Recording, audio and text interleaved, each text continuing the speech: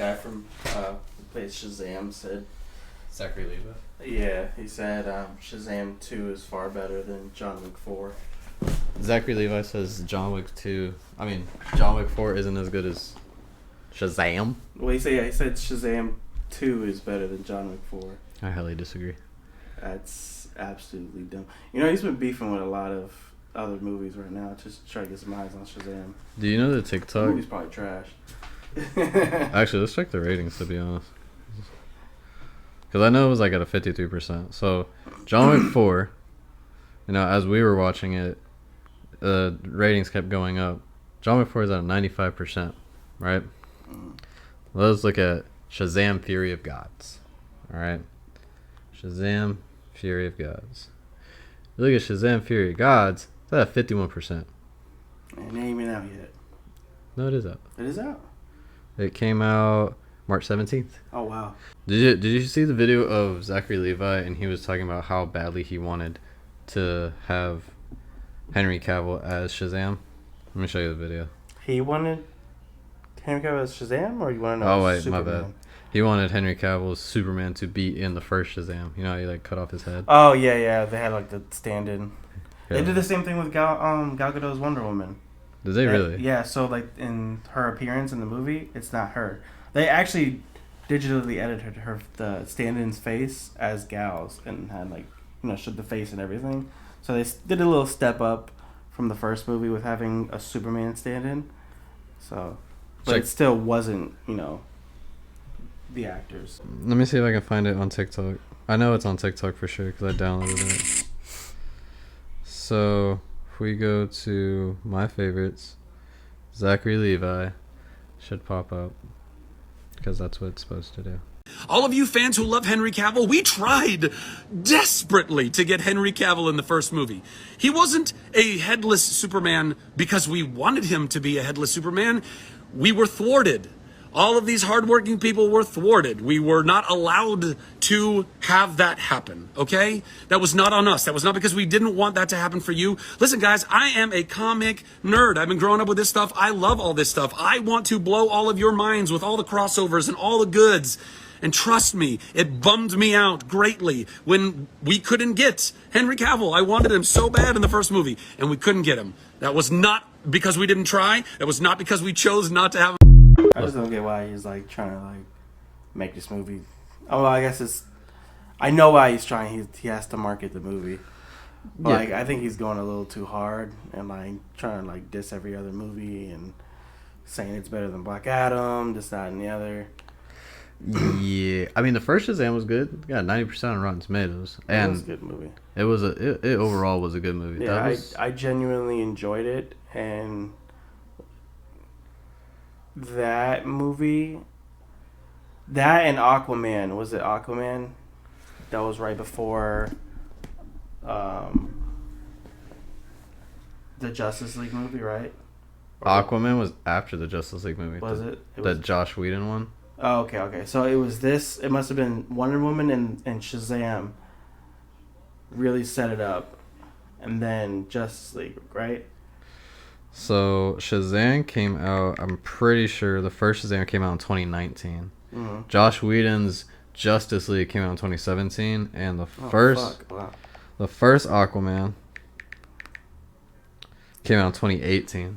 Okay. So it was what? Man of Steel, BVS, Wonder Woman? The first Wonder Woman came out in 2017, the same year as Josh Whedon's. Right, okay. So yeah, it was Wonder Woman, then Justice League. And then, because I remember at the end of Wonder Woman, she gets a note from Batman, and that sets up the Justice League. Right. So... Actually, yeah, it's Wonder Woman that came out June 2nd, 2017. And then the Josh Whedon Justice League came out November 17th of 2017. Okay, yeah. So it was Man of Steel, BVS, Wonder Woman, Justice League, Shazam. No, Aquaman, then Shazam, right? Aquaman, then Shazam. Yeah. Okay. I was going to say it was a very huge disappointment with Justice League coming after 3 good movies. Right. But yeah, no. I mean, even still coming right after Wonder Woman. And Wonder Woman was fucking fantastic. Wonder Woman was amazing, but let's all... Sequel? Let's just forget the sequel happened. Horrible. I think that was probably one of That the movie worst. bored me just as much as Thor: Love and Thunder did. I would have rather watched Thor: Love and Thunder though. I would not rather watch any. If you had to choose, gun to your head, a ray gun to It's your probably. head. I mean, yeah, it's probably gonna be Thor: Love and Thunder. Yeah, I would definitely pick Thor: Love and Thunder because at least it's funny. It's Thor, Yeah, but even I though mean, they were not the Thor that I would like, but you know, the Thor that is comic accurate. It's not man not baby even, Thor. It's just we need a mighty Thor. We don't have a mighty Thor. We have a man-child Thor. You have a pussy. I think with everything of Justice League, it's more just it's the definition of inconsistency because during the time that Man of Steel comes out, it gets mixed reviews. Now it's an appreciated film. Batman vs Superman comes out, it was too long and it just wasn't done right. And they rushed Ben Affleck's Batman. I just feel like they're rushing too many projects to play at the same pace as Marvel's hype. But Marvel did what's called setting up all the way to a big story. Do you think that if DC and Marvel started at the same exact time, because technically the MCU started in 2008, right, with Iron Man. So if Justice League, if DC was able to drop a Batman movie the same year as the first Iron Man's movie, do you think they would have had more time to build up a story and have a better game plan? Because they were playing catch up. Well, Iron Man came out the same year that The Dark Knight did. 2008, yeah. Right. But, you know, which is also funny is that the initial plan was to have Christian Bale's Batman in the same universe as Henry Cavill's Superman. So if they would have stuck with that, they would have already had an established Batman. Yeah. And then it would have made sense for him to be this older, experienced Batman and, you know, him having all this knowledge and this fear for this super powerful being because, mind you, those movies are more on the realistic side.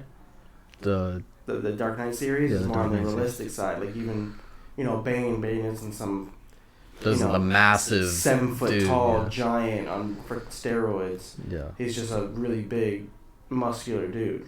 Yeah. You know, like he's not even that big, but. It was Tom Hardy. Tom Hardy's not a massive guy.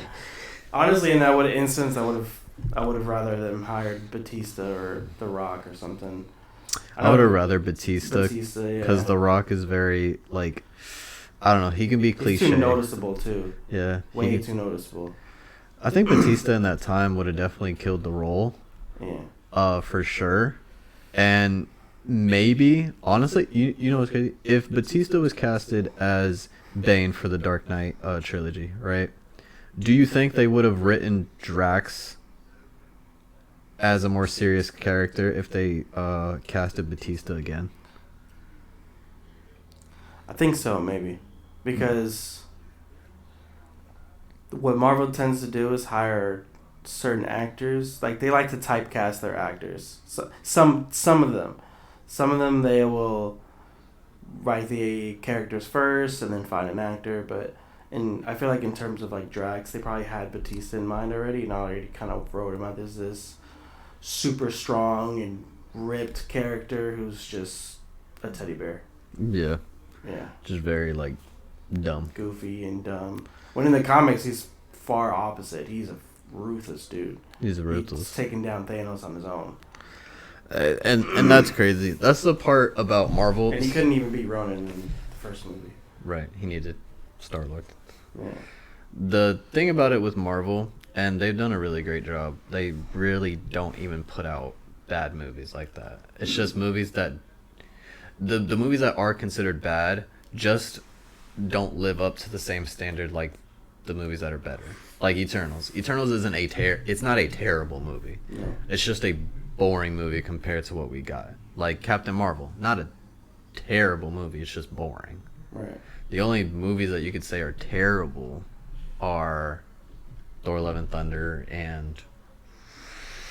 In my opinion, I put Ant-Man and the Wasp, Quantumanium on there. Oh, the Quantumania. Yeah, since now the Quantumania is out. I would put it down there with Thor: Love and Thunder. Not in the Dark World.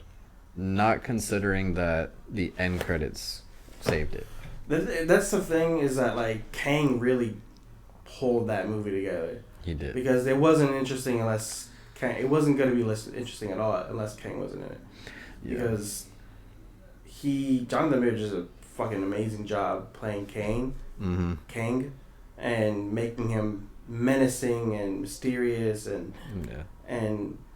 you know, they did a really good job setting up the future of the MCU, even though it feels like it's going to be short now because we're already like in the middle of these next 3 phases.